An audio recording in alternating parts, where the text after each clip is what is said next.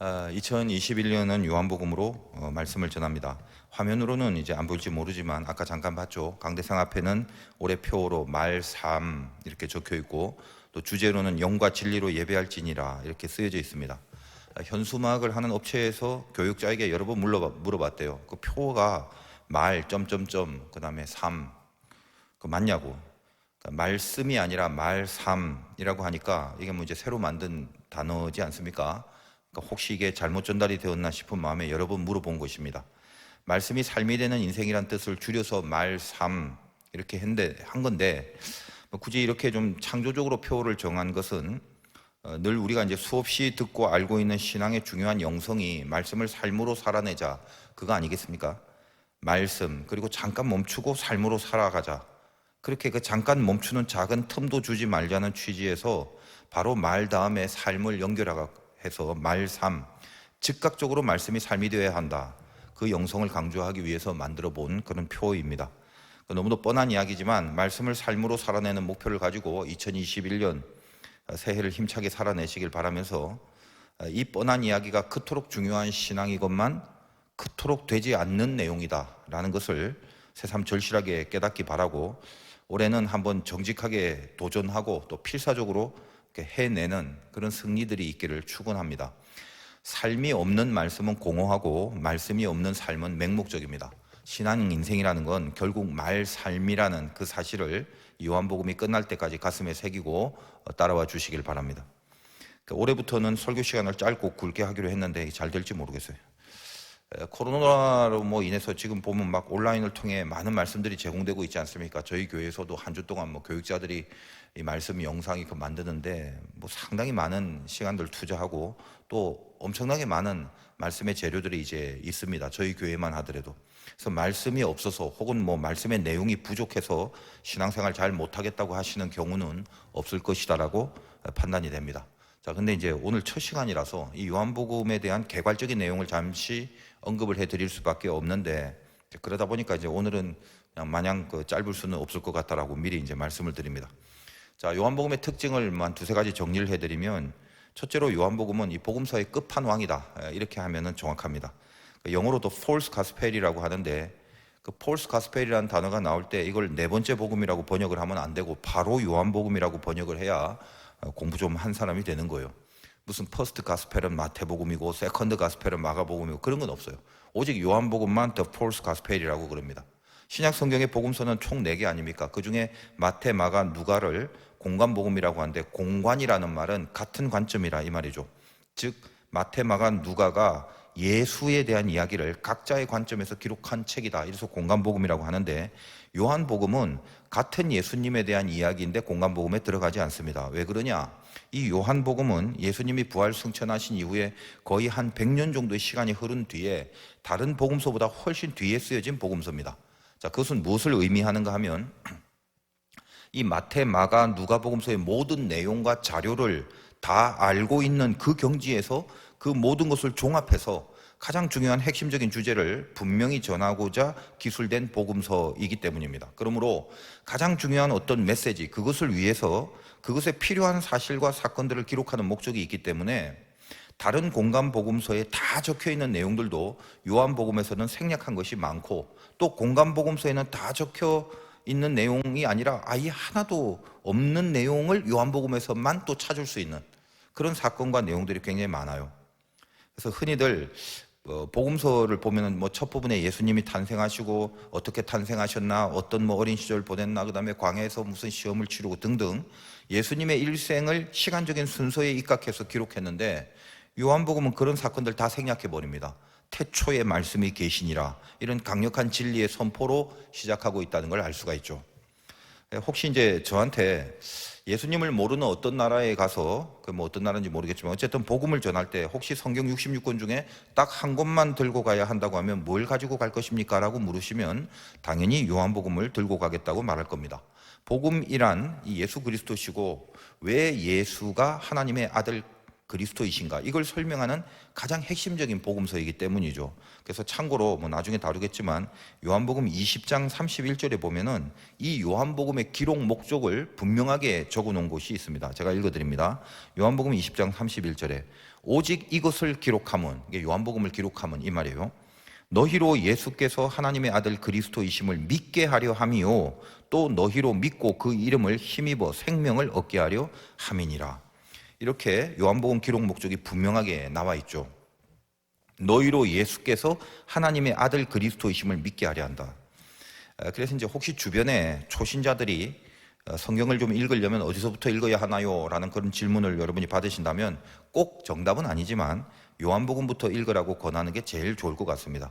그래서 여러분들도 올해 이제 이 요한복음을 설교하는 동안 뭐 여러 번 읽으시고 뭐 이렇게 필사도 하실 분은 좀 하시고, 그래서 혹시 뭐 필사하시면 가져오세요. 제가 뭐 작은 기념품이라도 선물로 드릴 생각이 있습니다.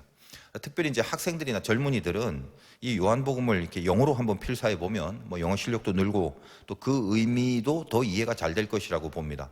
성경 중에 영어 공부하기에 가장 적합한 문체로 쓰여진 것이 요한복음이기 때문에, 그 왜 그러냐면 당시에 이 배경이 헬라 철학 시대의 그 시대 정신을 주도할 무렵에 우리가 보통 이제 말씀을 로고스라고 하는 그 개념이 스토아 철학에서 비롯된 것인데 뭐 자세한 건 차치하고 굉장히 고차원적인 인간 이성의 잣대를 가지고 그리스도를 설명하려는 시도가 많습니다. 그래서 영어로 쓰여진 문체가 다른 거에 비해서 굉장히 체계적이고 또 문법적으로도 탄탄한다는 점에서 영어로 이해하는 것이 도움이 많이 된다는 점을 참고로 말씀드려요.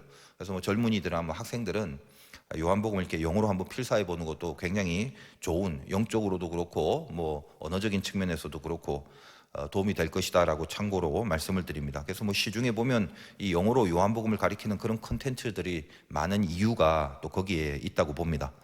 자, 이제 요한복음의 두 번째 특징은 예수님의 자기 계시성이에요. 그러니까 다른 복음서와는 달리 굉장히 두드러지게 예수님이 자기 자신에 대한 설명을 요한복음 굉장히 많이 합니다.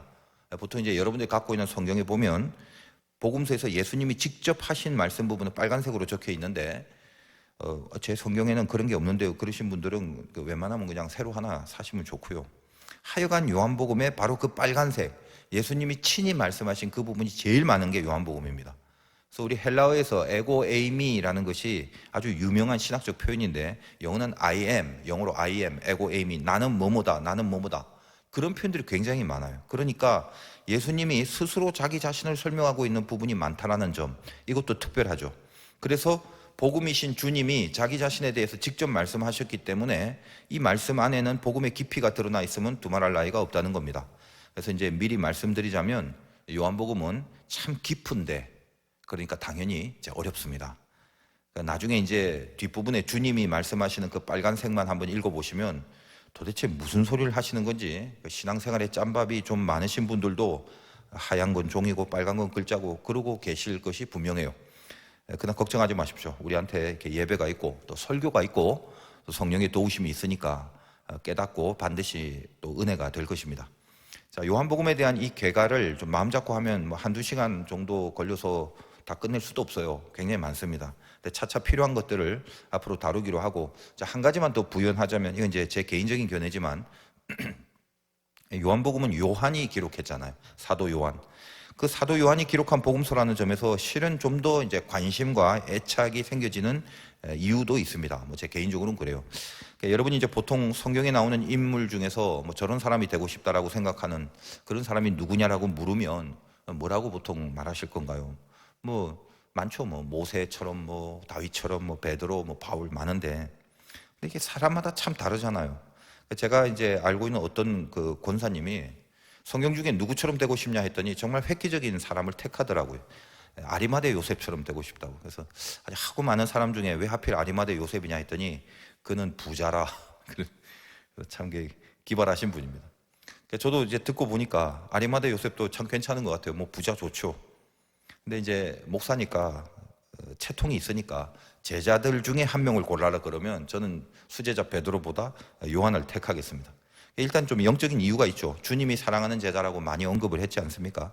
그러니까 그것만 해도 괜히 그냥 수제자 완장 차고 뭐 오지랖 넓게 그렇게 방방 뜨다가 사탄 소리 들어가면서 고생 많이 한 그 베드로보다 조용히 주님 곁에서 늘 사랑받으면서 머물고 있는 그런 요한이 이제 훨씬 좋아 보이더라고요.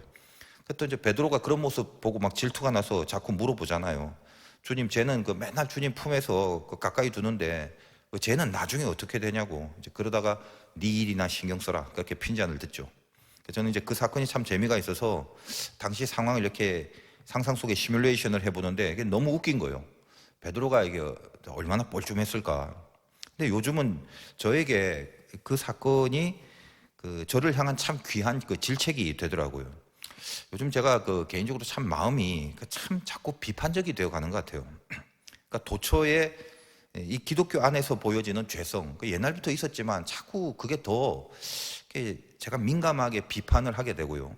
또 사탄한테 이 기독교가 막 이용당하는 모습이 제 눈에 뻔히 보이니까 특별히 이 코로나 시즌 이후로는 뭐 제 스스로 상당히 좀 민감해져 있는 것 같아요. 그러니까 내 안에서 막 날이 선 비판들이 내 안에 있더라고요. 그걸 제가 발견할 수 있겠더라고요.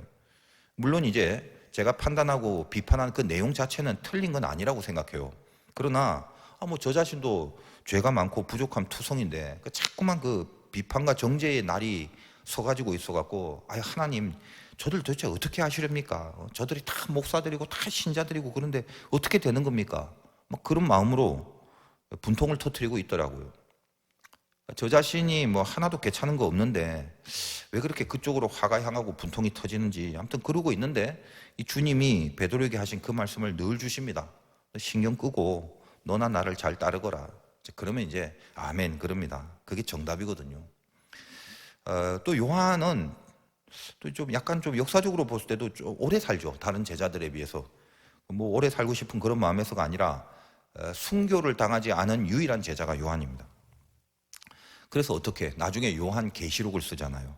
그 종말의 새 하늘과 새 땅의 환상을 보는 그런 영광이 참 부럽더라고요. 그리고 이제 주님이 요한에게 당신의 어머니를 맡기죠. 그러니까 이미 이제 사명이 있으니까 아마 좀 오래 살게 하면서 그 역할을 담당하게 한 것 같은데 하여간 이 복음사에게 피날레를 장식한 그런 차원에서도 요한이 아주 중요한 제자도를 다하고 있다. 그리고 나중에 죽었다. 이런 생각이 듭니다. 그래서 이제 이 요한복음은 왠지 예수님과 가장 가까운 주님의 깊은 정체성을 알게 해주는, 가깝기 때문에 그래서 그런 메시지가 아주 진하게 서려 있을 것임이 분명하다라는 생각을 하게 된다는 겁니다. 자, 이제 요한복음에 대한 전체적인 의미를 뭐 이 정도로 부여하고 오늘 첫 시작하는 말씀이 참 거대합니다. 태초에 말씀이 계시니라.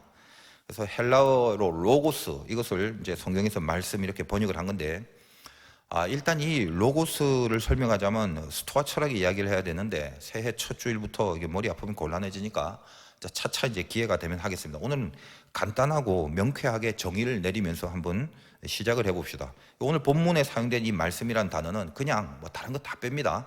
예수 그리스도다 이렇게 보면 되는 거예요. 말씀 이꼴 예수다. 자, 그러면 말씀을 예수라고 바꿔서 오늘 본문을 읽으면 그대로 정확한 해석이 되는 겁니다. 다시 한번 읽어볼게요. 태초에 예수가 계시니라. 이 예수가 하나님과 함께 계셨으니 이 예수는 곧 하나님이시니라. 그가 예수죠. 예수가 태초에 하나님과 함께 계셨고 만물이 예수로 말미암아 지은 바 되었으니 지은 것이 하나도 예수가 없이는 된 것이 없느니라. 예수 안에 생명이 있었으니 이 생명은 사람들의 빛이라. 빛이 어둠에 비치되 어둠이 깨닫지 못하더라. 이렇게 되는 겁니다. 가장 중요한 결론이 뭐냐? 예수가 하나님이다 그 말이죠.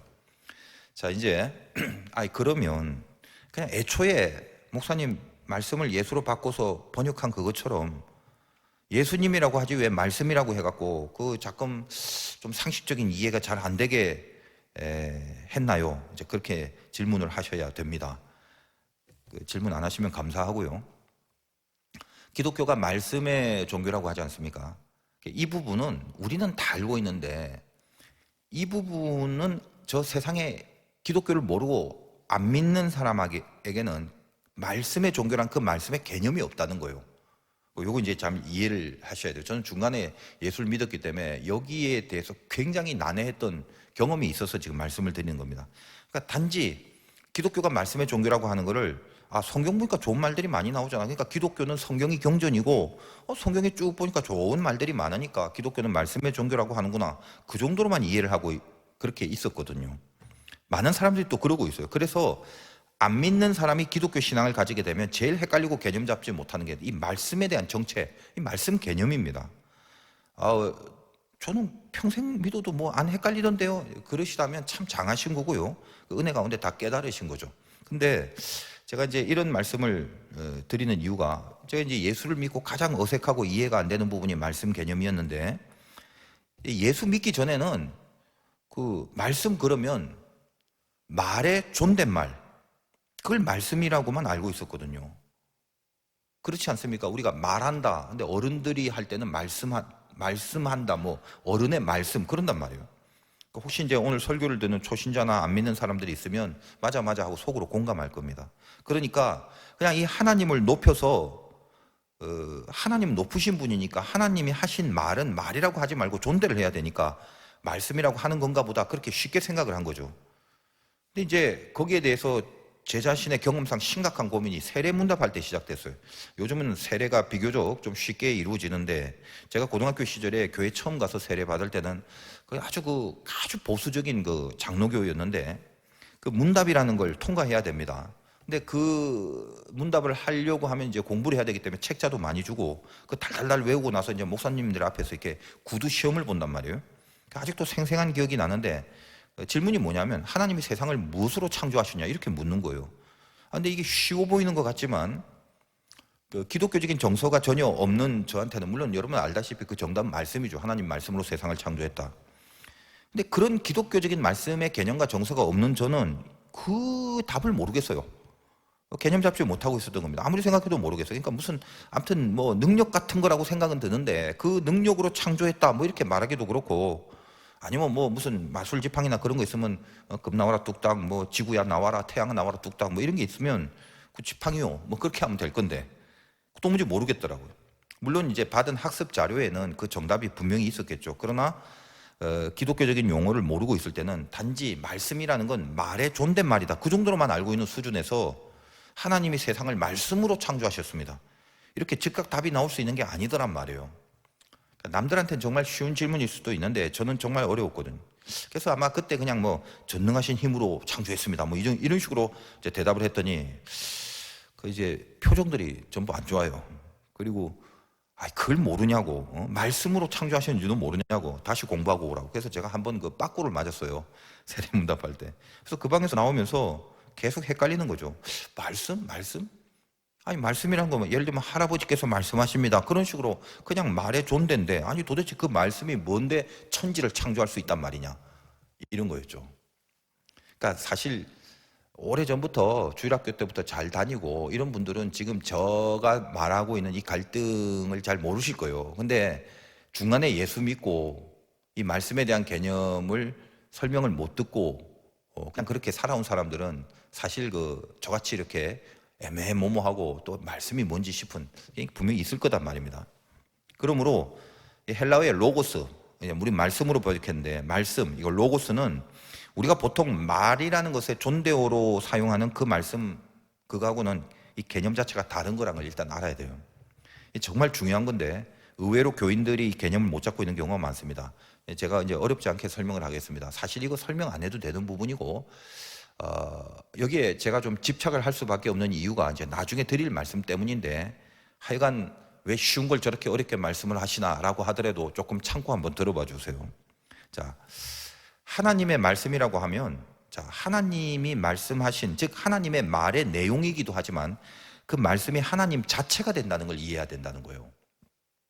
자, 빛이 있으라 그랬잖아요, 창세기에. 그러면 그 내용이, 빛이 있으라라는 그 말의 내용이 뭐냐면 빛이 존재하게 하라라는 그런 의미도 있지만, 말로서의 의미도 있지만, 그 말씀이 하나님이 하신 말씀이기 때문에 그 말씀은 자체가 하나님이고, 그래서 빛이 그냥 생겨버리는 거예요.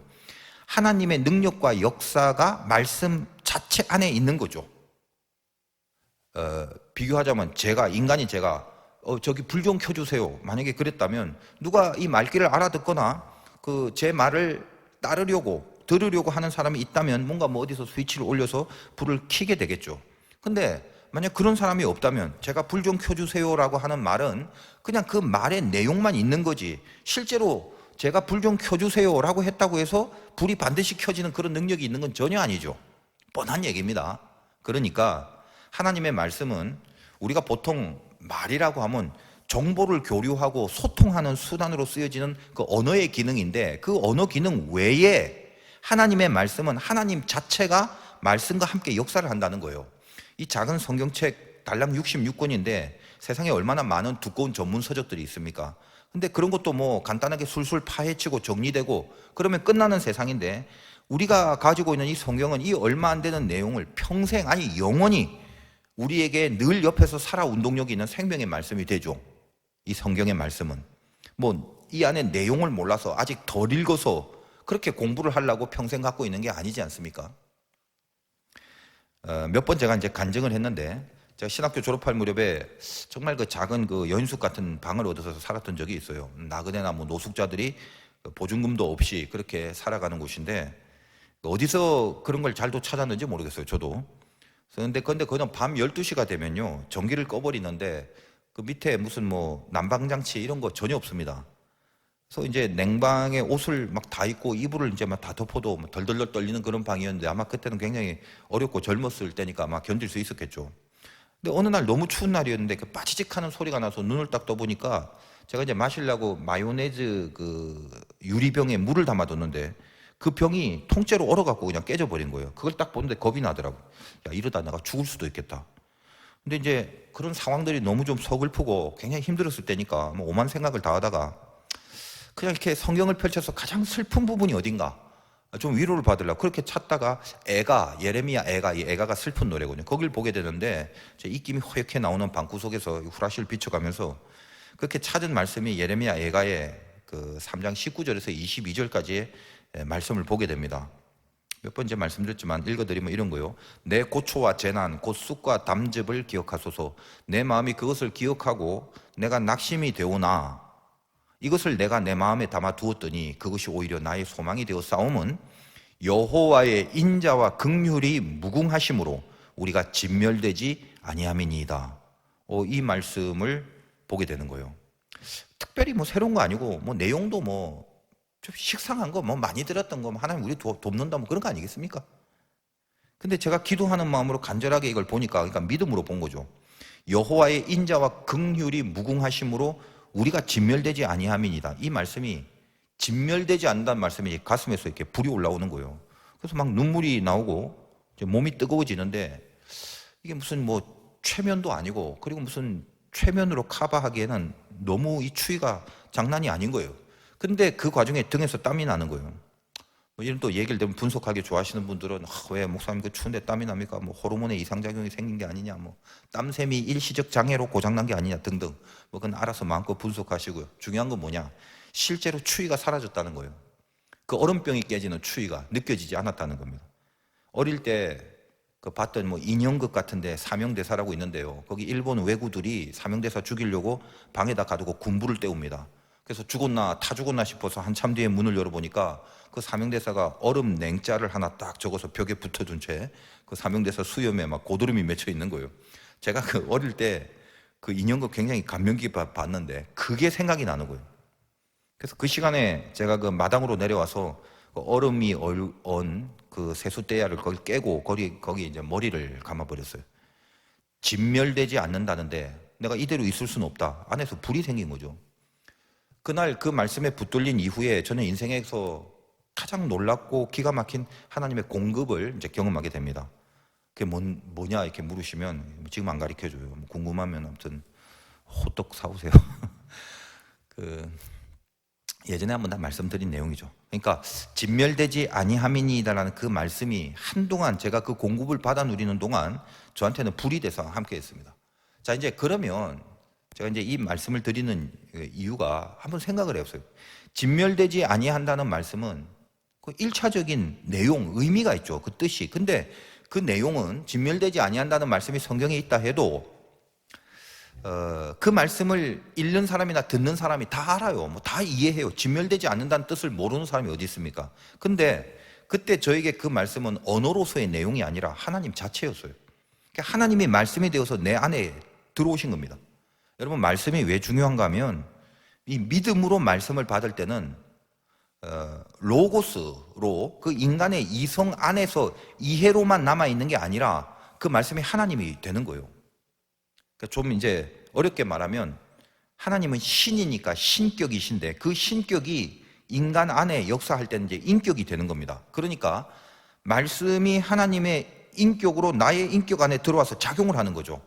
그래서 이런 식의 말씀이 움직였던 능력이 됐던 간증은 뭐 수없이 많습니다. 지금도 그리고 앞으로도 늘 있을 거고요. 그것이 하나님의 말씀을 가지고 살아가는 자들의 위력이지 않습니까? 이것이 참 귀한 건데, 그리고 신자들만의 말씀을 붙잡고 말씀이 주어진 자만의 이게 어마어마한 특권이거든요, 사실은. 자, 그럼 어쨌든 이 흐름을 놓치지 않게 하기 위해서 아까 제가 뭐라고 질문을 하라고 했습니까? 오늘 본문 말씀은 전부 예수라고 하면 된다고 했죠. 근데 애초부터 예수라고 하지 왜 말씀이라고 했냐, 이걸 물어보셔야 된다고 얘기를 했습니다. 그러니까 방금 제가 하나님은 신격인데 우리 인간에게 역사할 때는 이제 인격이 된다고 했잖아요. 어려운 말 같지만 이거 이해를 한번 잘 해보세요. 왜 신격이 인격이 되느냐? 쉬운 말이에요. 자, 우리가 하나님을 어떻게 알 수 있습니까? 우리 하나님 일단 격이 달라요. 그는 창조주고 우리는 피조물입니다. 그래서 하나님은 신격이고 우리는 인격이라고 일단 하는 거예요. 쉽죠? 뭐 이거는 어려운 게 아니에요. 근데 그 하나님이 우리와 관계를 맺어갖고 무슨 사랑도 생기고 우리가 믿음도 생기고 하여간 뭐 하나님과 함께하고 동행하고 등등 그런 관계성 속에서 일체의 신앙적인 존재 양식이 가능해야 될 것 아니겠습니까? 근데 우리는 죽다 깨어나도 하나님을 모른단 말이에요.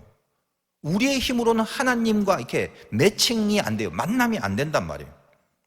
알 수 있는 차원이 아닙니다. 격이 다르기 때문에. 차원이 달라요. 신격과 인격으로 다르고 4차원과 3차원이에요. 근데 어떻게 우리가 하나님을 감각하게 된 거냐? 그걸 계시라고 하는 거예요. 기독교는 그래서 계시의 종교라고 하는 거죠. 무슨 말이죠? 하나님이 우리에게 들어와 주지 않으면, 즉 하나님이 자기 자신을 우리에게 나타내 보여주지 않으면 절대로 우리는 하나님을 감각할 수가 없는 겁니다. 자, 그러면 그래서 계시의 종교라고 그러는데, 하나님이 당신 자신을 계시할 때 우리와 이렇게 커넥션을 이루는 포인트가 있을 거잖아요. 견우와 직녀가 만나는 오작교 뭐 이런 것처럼. 예를 들면 인간끼리 저하고 어떤 다른 사람이 만나면 내 인격과 그 사람의 인격이 만나는 거니까 1대1이죠. 인격과 인격은 같은 차원이니까 10대 10, 50대 50 그럴 건 아니겠습니까? 그런데 예를 들면 하나님과 우리, 하나님이 예를 들면 100이라고 하고 100이라고 할 때 우리는 뭐 많이 봐줘서 1이라고 칩시다. 뭐 1밖에 안 되는 거죠. 그러니까 하나님이 100이라면 그 신격이 전부 다 1밖에 안 되는 우리 안에 다 들어오지 않습니다. 그럴 수도 없어요. 100이라면 많이 봐줘서 우리가 1이라 할 때 그 1만 들어오면 되는 거예요. 우리 인격의 한계가 1입니다. 우리 인격의 한계가 1이기 때문에 하나님의 그 100 중에서 그 1만 받으면 되는 거예요. 이미 필요 충분한 거예요. 그 1만 갖고도. 그 이상은 우리에게는 의미도 없고 받을 수도 없죠. 그러니까 우리는 하나님에 대해서 다 알 수가 없는 겁니다. 애초부터. 그러나 반드시 우리가 알아야 될 그 1이라는 부분은 있어요. 그걸 하나님이 우리들에게 계시를 해주는 거예요. 그 일을. 어려운 거 아닙니다. 바로 이 계시, 우리의 그 1이라는 그 부분에 맞춰서 들어온 계시가 말씀이라는 겁니다. 신격인 하나님이 인격인 우리 안에 들어오는 그 계시의 핵심이 말씀이라는 거예요. 다시 말해서 우리는 이 말씀, 하나님이 우리들에게 그 말씀을 통해서 들어오기로 했기 때문에 그 말씀을 통해서만 하나님을 알고 하나님을 믿고 하나님을 따르고 하나님을 이해하고 살 수 있는 거예요. 그러니까 하나님은 우리가 알고 있는 말씀 외에 우리가 알 수 없는 또 다른 무한하고 끝없는 내용들이 있겠죠. 그 우리가 몰라요. 당연히 하나님이 말씀 자체, 그 말씀 하나로만 국한되는 존재는 아닙니다. 단지 우리가 하나님을 받아들이는 그 우리 수준에서, 그 1밖에 안 되는 우리의 수준에서 그 특화된 우리에게 적용시킬 수 있는 하나님의 자기 표현, 적어도 우리에게는 말씀이라는 걸 통해서 하시기로 했고 그 말씀을 이용해서 하나님은 당신을 우리에게 계시하고 있다는 것입니다. 쉬운 말 같은데 좀 어렵게 말씀하시는 것 같다는 생각이 들지도 몰라요. 근데 잘 한번 생각해 보세요. 말씀이라는 게 과연 어떤 것인지, 하나님이 우리들에게 주신 계시로서의 말씀이 그걸 너무 추상적으로만 알고 있으면 안 되고 왜 이 말씀이 필요했는지, 이 말씀의 정체가 뭔지 다시 한번 그것을 좀 감각하고 의식할 수 있었으면 좋겠어요. 자, 그런데 바로 그 말씀, 우리와 우리 안에 당신의 신격을 계시하려고 우리에게 통로가 되어주신 그 커넥션이 되어주신 말씀, 그거는 우리가 일상적으로 사람끼리 대화하는 그런 언어가 아니라고 했죠. 하나님 자신이 말씀이라고 했잖아요. 하나님의 수 없는 내용 중에 인간의 인격과 관계하기 위해서 하나님이 그 매체로 삼으신 것이 말씀이란 말입니다. 그러니까 이 말씀은 인격이 돼서 그냥 그 말씀이 언어가 아니라 인격이 돼서 우리 안에 들어와야 우리 인격이 드디어 이제 관계를 맺게 되는 거죠. 말씀이 인격이 돼서 우리 안에 들어와야 인격인 인간이 그 말씀을 통해서 하나님이 어떤지, 하나님이 뭘 원하시는지를 우리가 계시받고 이해할 수 있는 거거든요. 바로 그 말씀, 즉 하나님 자체가 그 신격이신 분이 인격이 되려고 우리 안에 들어온 사건, 말씀이 육신이 되어 우리 안에 거하심에, 오늘 요한복음 1장 뒤에 14절에 나옵니다. 그 유명한 성육신 사건이 바로 이렇게 나오게 되는 겁니다. 아유, 뭐 이렇게 어려워. 그러시지 마세요. 이게 사실은 이렇게 설명해야 되는 게 제일 중요한 기본이에요. 지금까지 우리가 어릴 때부터 예수 믿어 왔는데 한 번도 이렇게 정리를 안 하셔서 그런 겁니다. 성육신이 뭔지, 왜 말씀이 육신을 입었는지, 왜 말씀을 계시라고 하는지, 왜 기독교를 말씀의 종교라고 하는지. 그러니까 어려운 건 아닙니다만 아주 중요한 기본이에요, 사실은. 그러므로 자, 이제 한번 실존적인 생각을 해보죠. 우리가 하나님을 어떻게 알 수 있나요? 여러분, 그분을 믿는다면서요. 그분의 뜻을 따르고 뭐 순종한다면서요. 그분이 시키면 뭐 다 한다면서요. 그럼 도대체 하나님이 어떤 분인 줄 알고 그러겠다는 겁니까? 하나님을 도통 모르고 교회를 다니니까 작금의 상황들 한번 보세요. 같은 하나님을 믿는다 하면서 왜 이렇게 달라요? 왜들 그렇게 싸우고 다투고 그러세요? 내가 맞다, 아니다, 네가 맞다, 너는 틀렸다. 아니, 그런 주장들이 왜 나옵니까? 똑같은 하나의 이슈와 사건을 통해서 대응하고 반응하는 기독교의 입장들이 왜 이렇게 다를 수밖에 없죠? 다 하나님의 뜻을 추구한다면서. 웃긴 거죠, 이게. 왜 하나님은 관심도 없는 것에 신앙이란 이름을 걸고 거기다 목을 메고 있나요? 우리 지금까지 그렇게 살아왔다는 거예요, 많은 부분. 그리고 하나님이 싫어하는데, 하나님이 좋게 여기지 않는데 왜 그걸 하려고 하는 거죠? 그것도 하나님의 뜻이라고 해가면서, 하나님의 뜻이라고 주장하면서. 왜요? 하나님을 모르고 살았기 때문이죠.